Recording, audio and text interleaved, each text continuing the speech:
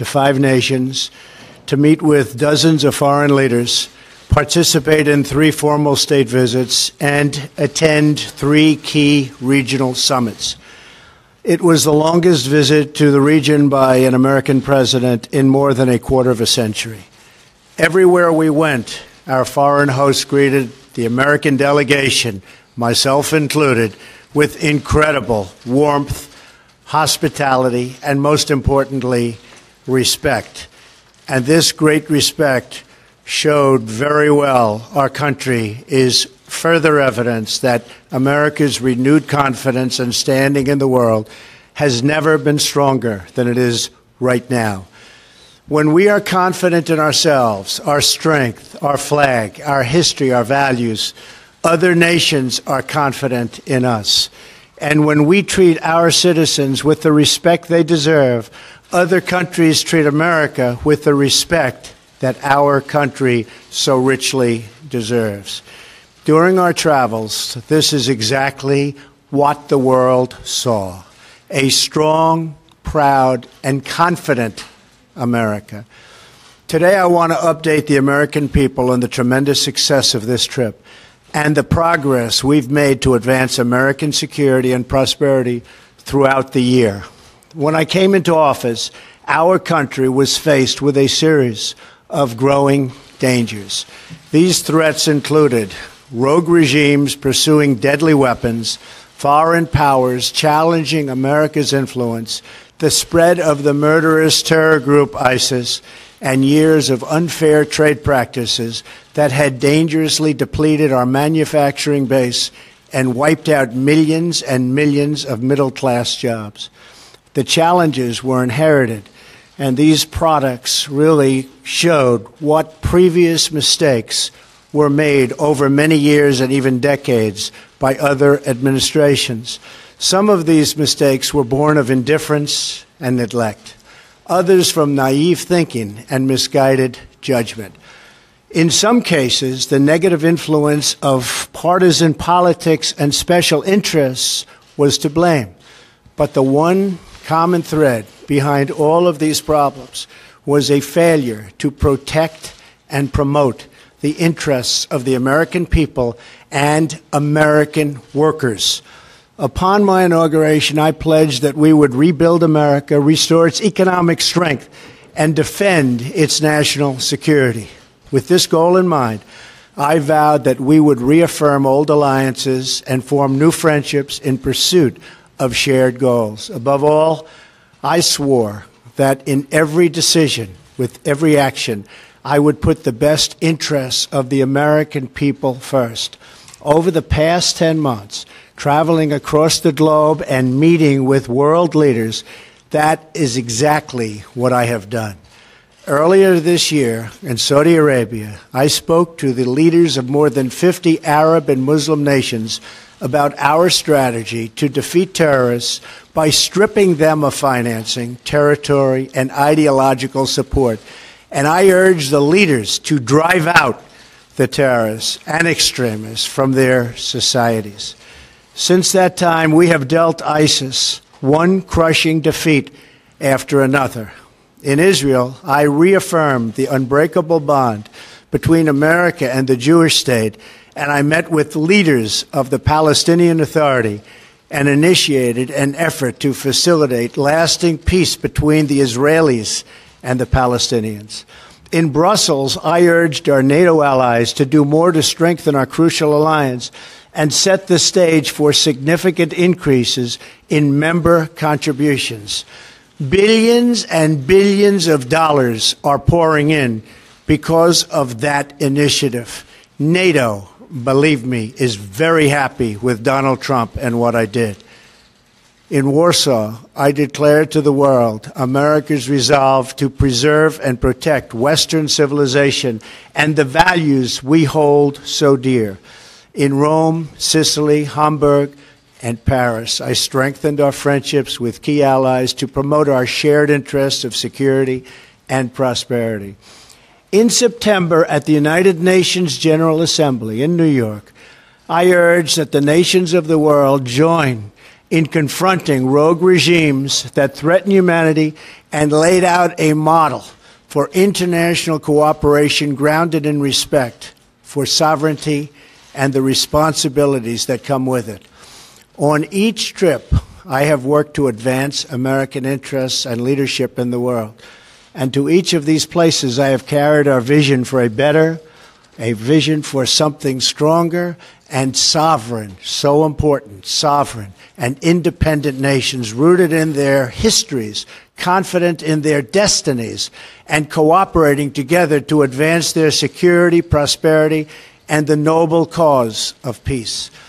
It was this same vision that I carried to Asia 2 weeks ago. And it was this same commitment to you, the American people, that was always at the forefront of my mind and my thinking. Our trip was defined by 3 core goals. First, to unite the world against the nuclear menace posed by the North Korean regime, a threat that has increased steadily through many administrations and now requires urgent action. Second, to strengthen America's alliances and economic partnerships in a free and open Indo-Pacific, made up of thriving independent nations respectful of other countries and their own citizens, and safe from foreign domination and economic servitude. And third, to finally, after many years, insist on fair and reciprocal trade. Fair and reciprocal trade. So important. These 2 words, fairness and reciprocity, are an open invitation to every country that seeks to do business with the United States. And they are a firm warning to every country that cheats, breaks the rules, and engages in economic aggression like they've been doing in the past, especially in the recent past. That is why we have almost an $800 billion a year trade deficit with other nations. Unacceptable. We are going to start whittling that down, and as fast as possible. With these goals, it was my profound honor to travel on this journey as your representative. I explained to all of the world leaders and across Asia how well the United States is doing. Economic growth has been over 3% the last 2 quarters and is going higher. Unemployment is at its lowest level in 17 years. The stock market has gained trillions of dollars in value since my election and has reached record highs. We are massively increasing our military budget to historic levels. The House has just passed a nearly $700 billion defense package, and it could not come at a better time for our nation. Once again, our country is optimistic about the future, confident in our values, and proud of our history and a role in the world. I want to thank every citizen of this country for the part you have played in making this great American comeback possible. In Asia, our message was clear and well received. America is here to compete, to do business, and to defend our values and our security. We began our trip in Hawaii to pay our respects to brave American service members at Pearl Harbor and the United States Pacific Command, the guardian of our security and freedom across the Indo-Pacific region. As our country prepared to observe Veterans Day, we remembered the incredible sacrifices and courage of all of the veterans whose service has preserved our liberty and a way of life that is very special. We also thanked military families for their support for our brave servicemen and women. From Hawaii, we traveled to Japan, a crucial U.S. ally and partner in the region. Upon landing in Japan, my first act was to thank the American service members and Japanese self-defense forces who personify the strength of our enduring alliance. Prime Minister Abe and I agreed on our absolute determination to remain united to achieve the goal of denuclearized North Korea. Shortly following our visit, Japan announced additional sanctions on 35 North Korean entities and individuals. Japan also committed to shouldering more of the burden of our common defense by reimbursing costs borne by American taxpayers, as well as by making deep investments in Japan's own military. This will include purchases of U.S. advanced capabilities, from jet fighters to missile defense, systems worth many, many billions of dollars, and jobs for the American worker. Prime Minister and I also discussed ways we can deepen our trade relationship based on the core principles of fairness and reciprocity. I am pleased that since January of this year, Japanese companies have announced investments in the United States worth more than $8 billion, 17,000 jobs. Thank you. Oh, they don't have water. That's okay. What? Oh, it's okay. Oh.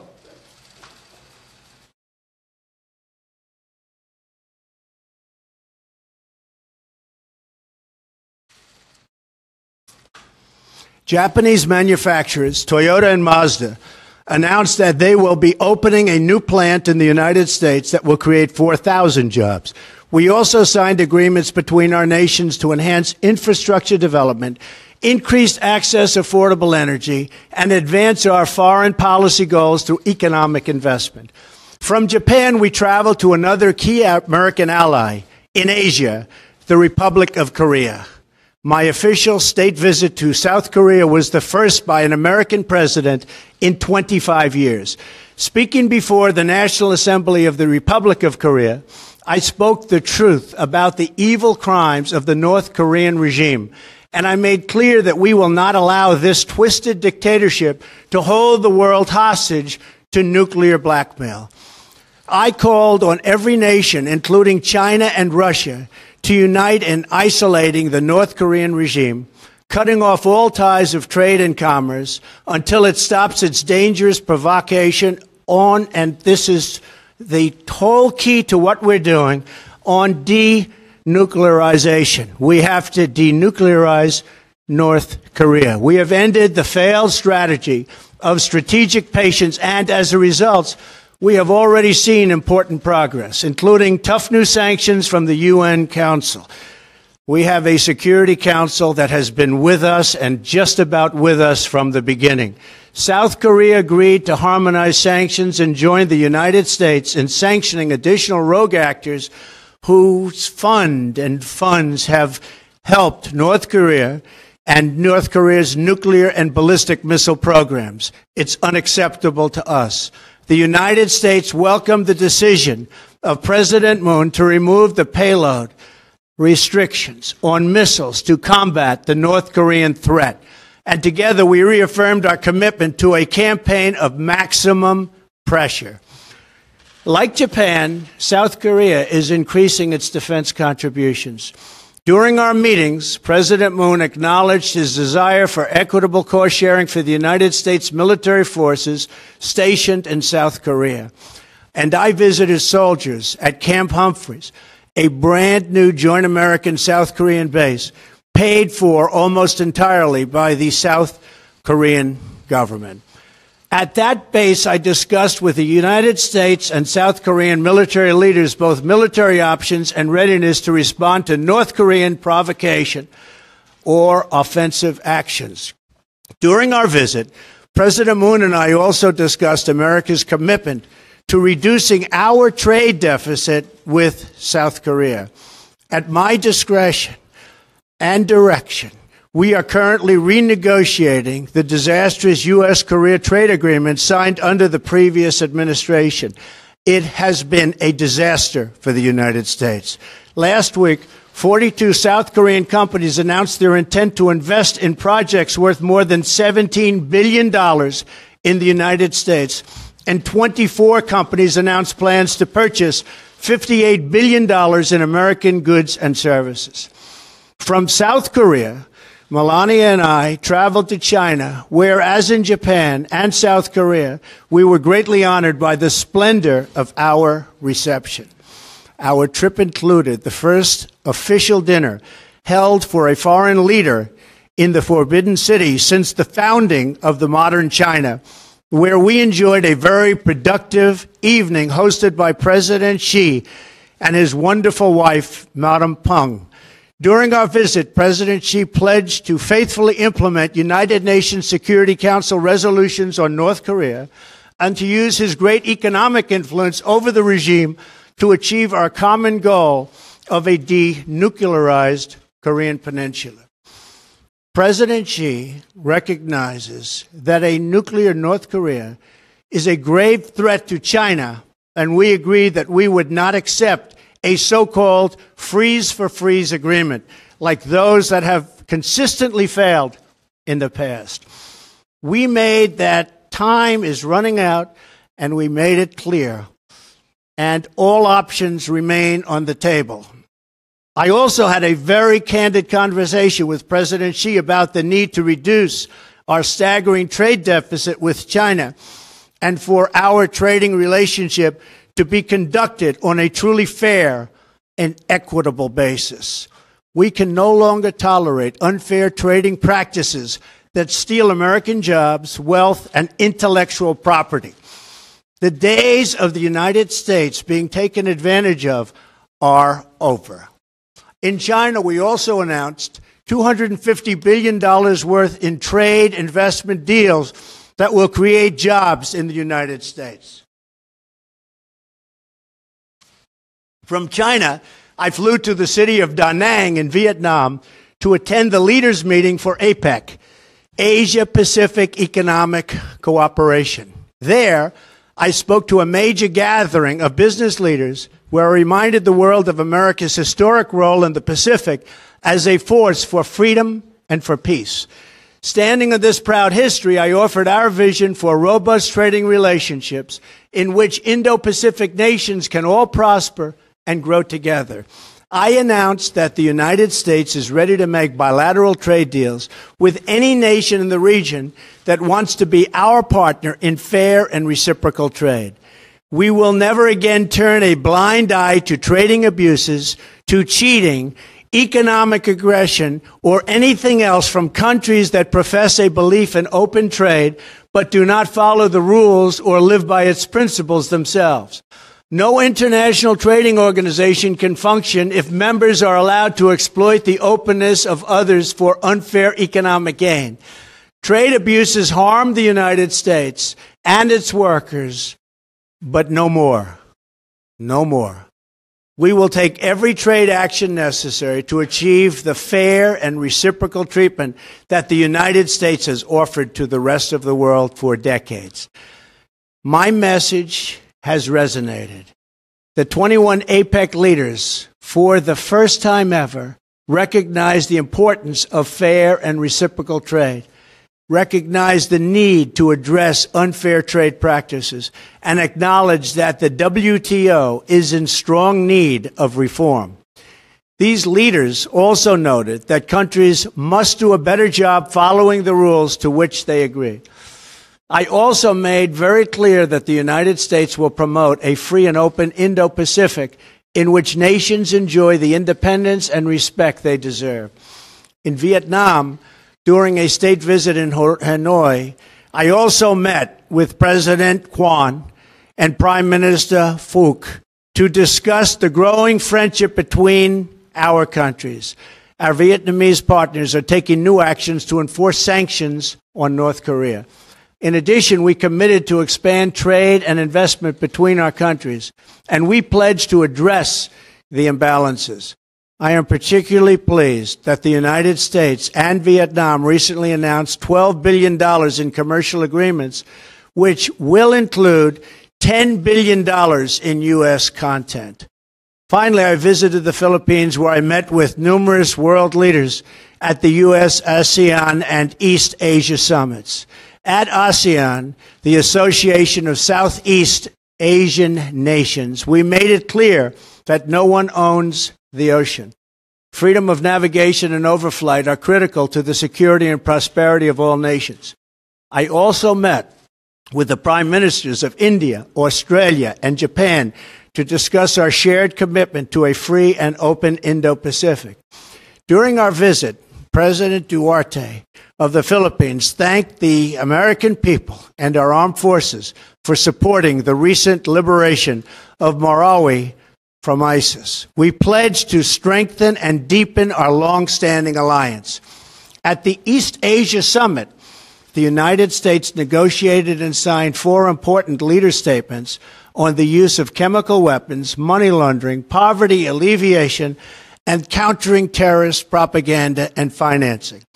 And crucially, at both summits and throughout the trip, we asked all nations to support our campaign of maximum pressure for North Korean denuclearization. And they are responding by cutting trade with North Korea, restricting financial ties to the regime, and expelling North Korean diplomats and workers. Over the last 2 weeks, we have made historic strides in reasserting American leadership, restoring American security, and reawakening American confidence. Everywhere we went, I reaffirmed our vision for cooperation between proud, independent, and sovereign countries. And I made clear that the United States will be a reliable friend, a strong partner, and a powerful advocate for its own citizens. The momentum from our trip will launch us on our continued effort to accomplish the 3 core objectives I outlined: to unite the world against North Korean nuclear threat, to promote a free and open Indo-Pacific region, and to advance fair and reciprocal economic relations with our trading partners and allies in the region. We have established a new framework for trade that will ensure reciprocity through enforcement actions, reform of international organizations, and new fair trade deals that benefit the United States and our partners. And we have laid out a pathway toward peace and security in our world where sovereign nations can thrive, flourish, and prosper side by side. This is our beautiful vision for the future. This is a future where this vision, this dream, is only possible if America is strong, proud, and free. As long as we are true to ourselves, faithful to our founding, and loyal to our citizens, then there is no task too great, no dream too large, no goal beyond our reach. My fellow citizens, America is back, and the future has never looked brighter. Thank you. God bless you, and God bless the United States of America. Thank you very much. Thank you. Thank you all. Should Roy Moore resign, Mr. President? Do you believe his accusers? Do you believe the accusers